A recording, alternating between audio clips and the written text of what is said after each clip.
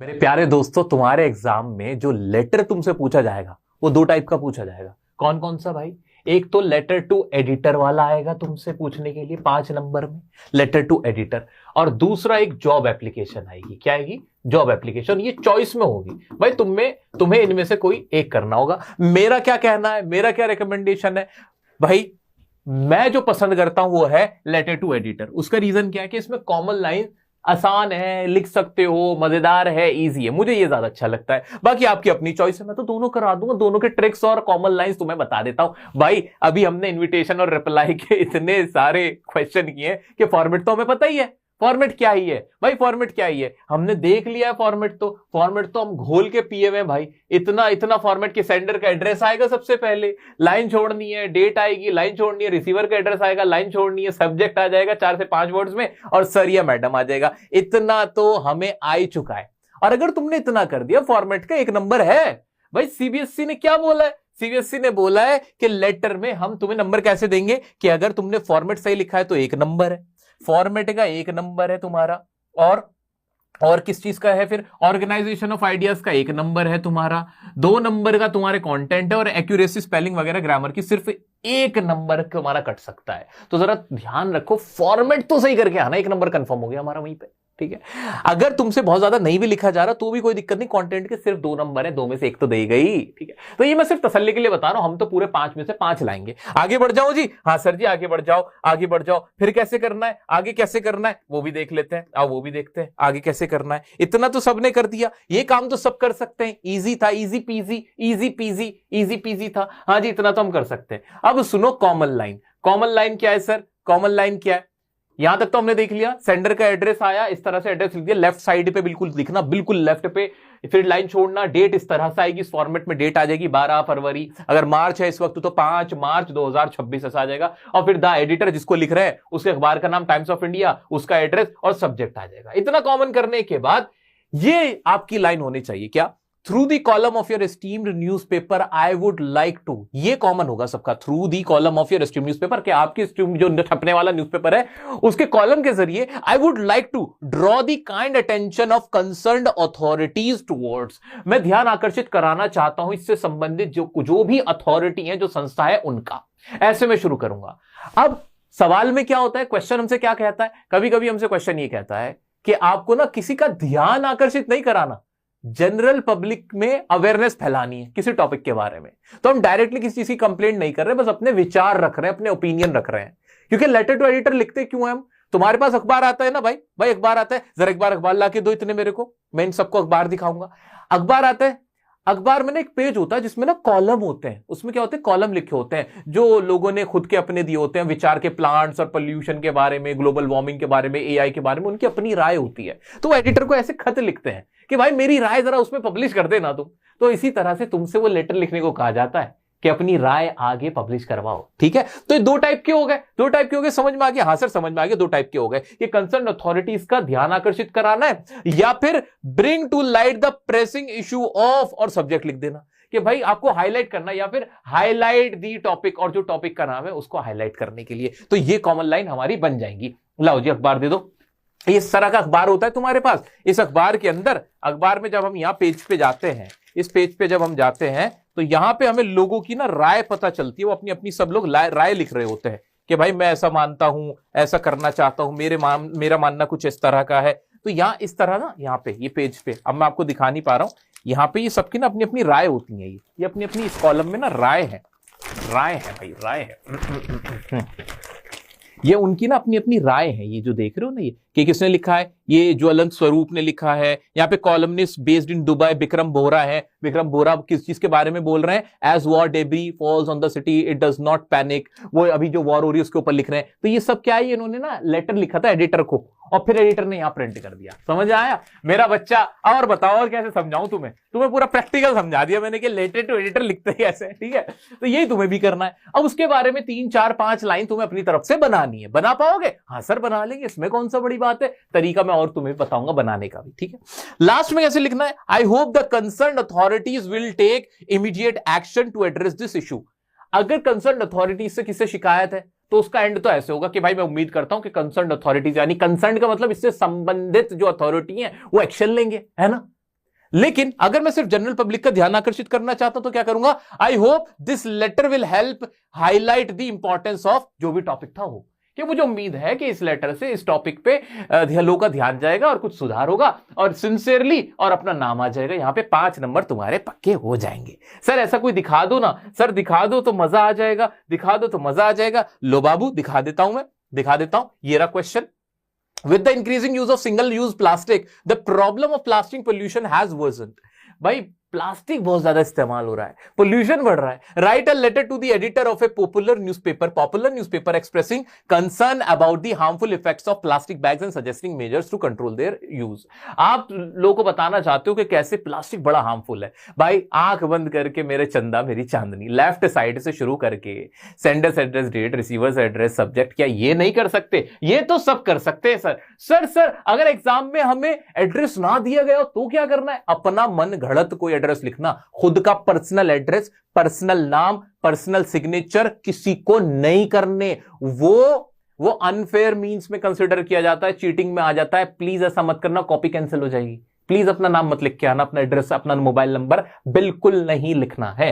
ठीक है जी, इतना हो गया सर? हाँ इतना हो गया। ये सब करने के बाद through the column of your esteemed newspaper, वही लाइन रटी रटाई लाइन है, आई वुड लाइक टू, इतना करना है क्या, I would like to highlight the alarming rise in plastic pollution. जो भी टॉपिक था वो आ गया। उसके बारे में 2-3 लाइन लिख दी कि भाई single use plastic bags are choking drains, इससे नाले ना चोक हो जाते हैं, and harming animals that ingest them despite repeated warning their usage continues unchecked. इतनी वार्निंग के बाद भी लोग इसका इस्तेमाल कर रहे हैं। Plastic takes hundred of years to decompose and release toxic substances into the soil and water. Plastic को डिकम्पोज होने में समय लगता है। Block drains due to plastic waste often lead to water logging, और ब्लॉक ड्रेन्स, नालों की वजह से वाटर लॉगिंग का प्रॉब्लम। ये तो अपनी तरफ से बनाने वाली लाइन थी। और लास्ट में हो जाता है कि I request authorities to promote cloth and paper bags, या जो भी मैंने जो रटी रटाई मेरी लाइन थी वही लिखूंगा, I hope people will awake या this will help highlight this problem. ऐसे करके हमने एंड कर देना इसका। Yours sincerely, thank you yours sincerely, और मेरा ये खत्म हो जाएगा ये वाला letter.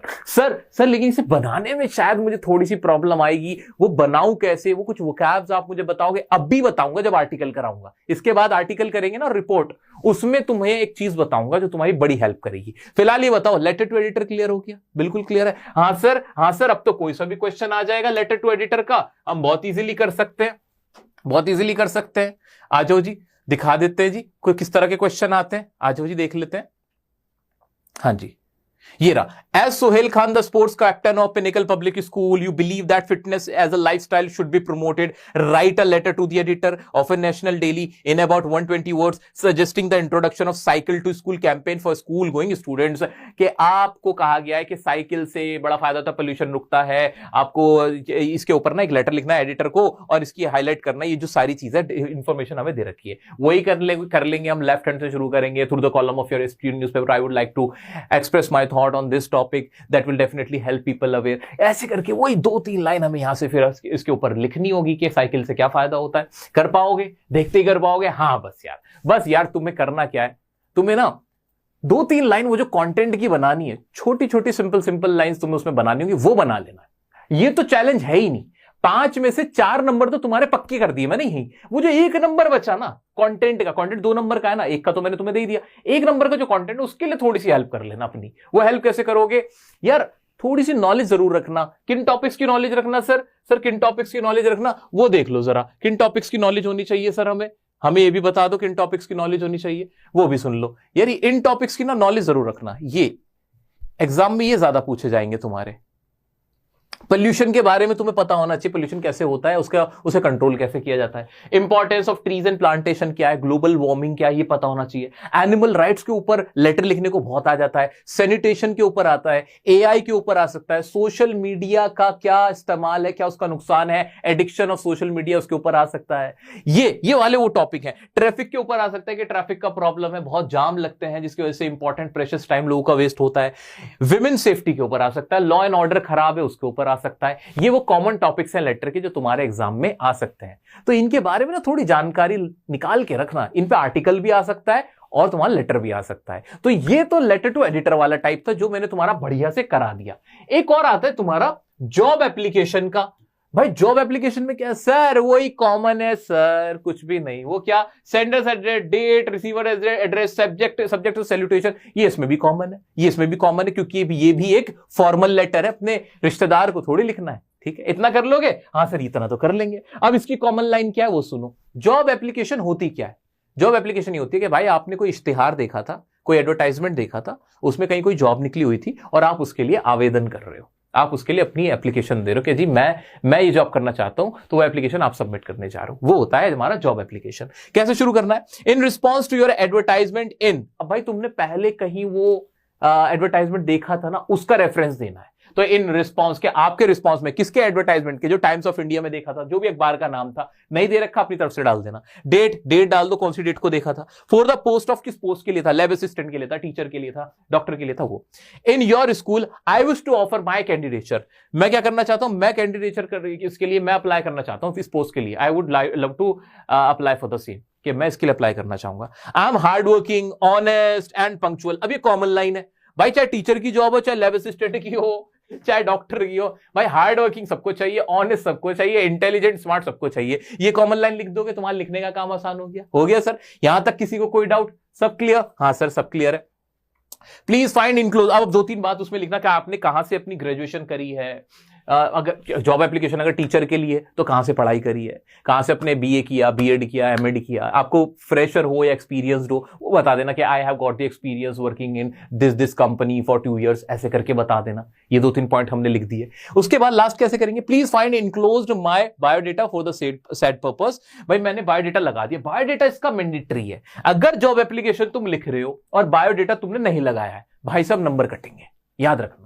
If given a chance to serve you, I assure you that I shall work with utmost sincerity and dedication। भाई अगर आप मुझे नौकरी पर रख लोगे ना, बहुत सिंसियरिटी से काम करूंगा। ये कॉमन लाइन हो गई लास्ट में लिखने के लिए। Hoping for a favourable response. उम्मीद करता हूं कि फेवरेबल यानी पॉजिटिव रिस्पॉन्स आएगा, आप मुझे नौकरी पर रख लोगे। और ऐसे करके आप योर्स ट्रूली और लास्ट में बायोडेटा लगाओगे। सर बायोडेटा में क्या क्या डालना है? ये सारी चीजें बायोडेटा में लिखनी है। नेम आएगा तुम्हारा, father's name, date of birth, age, address, hobbies, language, nationality, qualification, experience. अब तुम सोच रहे हो सर इतना कुछ लिखना पड़ेगा, इतना कुछ लिखते हैं सब लोग? हाँ सर लिखते हैं, मैं तुम्हें दिखाता हूं। ये देखो ये टॉपर की आंसर शीट है जॉब एप्लीकेशन की। कैसे लिखा है? एड्रेस डाला, डेट डाली, एड्रेस डाला, यहां पे तुम्हारा सब्जेक्ट आया, I am Ajay, a resident of Pune and I would like to apply for the position of hockey coach at your school that you have advertised in the classified column of the Hindu. बिल्कुल वही करा जो हम करने वाले थे। अखबार का नाम बता दिया, अप्लाई बता दिया कि भाई मैं अप्लाई करना चाहता हूं। अब I have done my graduation in physical education, बता दिया कि भाई मैंने कहां से ग्रेजुएशन करी है। बीपीएड डिग्री हासिल करी है। प्रीवियसली आई हैव वर्क, कहां काम किया था वो बता दिया। और उसके बाद 2-3 लाइन लिखने के बाद, अपनी तारीफ करने के बाद कि भाई मैं बहुत ज्यादा क्या हूं, I have the ability to foster team culture and promote sportsmanship. In past I have trained over 20 boys and girls for state and national championship. अपनी तारीफें कर दी। I assure you that if given the opportunity, वही वाली line कि अगर मुझे मौका मिलता है I will work with utmost determination. यार अब तुम कहोगे कि यार डियर सर से, टॉपर से, डियर सर से पढ़ रखा है, कॉमन लाइन डाल रखी है। बिल्कुल बाबू, कॉमन लाइंस ये सब डालते हैं। कोई भी टॉपर ऐसे सोच के बैठ के वहां पे सोच नहीं रहा होता एग्जाम हॉल में, पहले से ही माइंड प्रिपेयर करके जाता है कि ये लाइन में लिख के आऊंगा।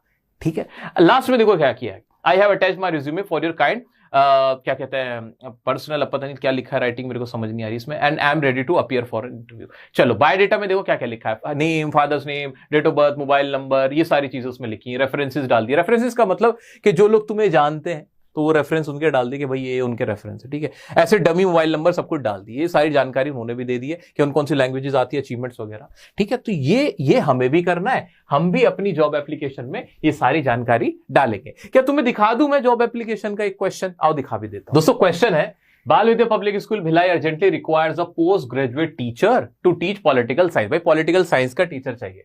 For which they have placed an advertisement in the Bhilai express. इन्होंने भिलाई एक्सप्रेस यानी एक अखबार के अंदर उसका एडवर्टाइजमेंट दिया था।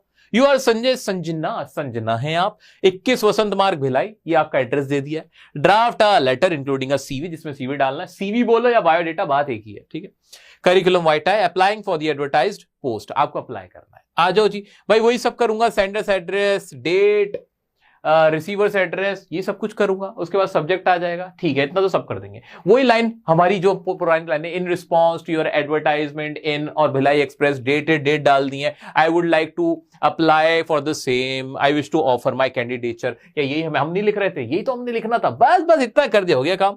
I am enclosing a copy of my biodata, अब इसमें वही सब लिखना है कि I am very hard working, I have done my graduation post graduation from this university, I have got 2 years of experience, मुझे 2 साल का एक्सपीरियंस है working at XYZ school institute.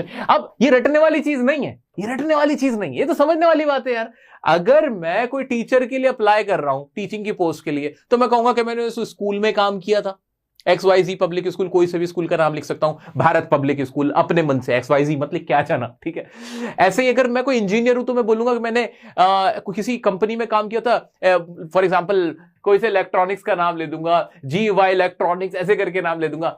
चलो, तो इस तरह से ना हम अपने हिसाब से किसी कंपनी का नाम वहां पे लिख सकते हैं। मैं डायरेक्टली किसी कंपनी का पता नाम क्यों नहीं बोलता, मैं बोल दूंगा, पता चला वो कंपनी बड़ी मशहूर होगी और तुम लोग फिर वही लिख के आ जाओगे सब, तो इसलिए मैं अपनी तरफ से उस कंपनी का या स्कूल का नाम मैं नहीं मेंशन करता हूं, वो आप अपनी मर्जी से नाम लिख देना, ठीक है।